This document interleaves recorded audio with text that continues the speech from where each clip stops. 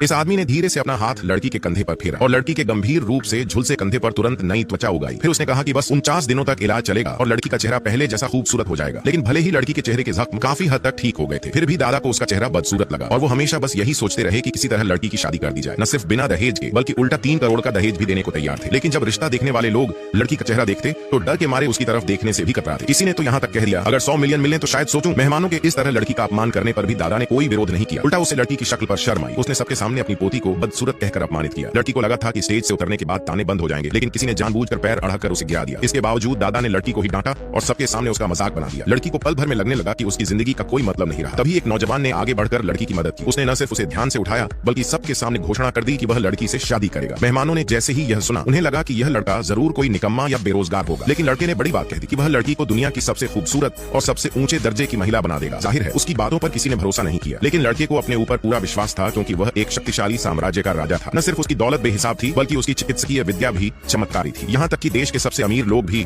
अपनी उम्र बढ़ाने के लिए उसे पैसे देने के लिए गिड़गिड़ाते थे। इसीलिए जब दूसरों ने उसका मजाक उड़ाया तो उसने उन्हें मक्खी मच्छर से ज्यादा तवज्जो नहीं दी। उसने और भी बड़ी घोषणा कर दी कि 3 दिन बाद वो 4 समुद्रों की दावत में हिस्सा लेगा और उस दिन पूरे शहर के अमीर लोग उसकी पत्नी को सिर झुकाकर सलाम करेंगे। उस दिन वह अपनी पत्नी को दुनिया की सबसे सुंदर महिला बना देगा। फिर वो लड़की को लेकर एक वेला खरीदने गया, लेकिन सेल्स गर्ल ने जैसे ही लड़की की शक्ल देखी तुरंत घर बेचने से इनकार कर दिया। लेकिन लड़के ने उन घटिया लोगों की बातों को बिल्कुल तवज्जो नहीं दी। उसने फिर दोहराया 3 दिन बाद सिहाई में पूरा शहर उसकी पत्नी को सिर झुकाकर नमन करेगा। वह उसे पूरी दुनिया की सबसे खूबसूरत और सम्मानीय स्त्री बनाकर दिखाएगा।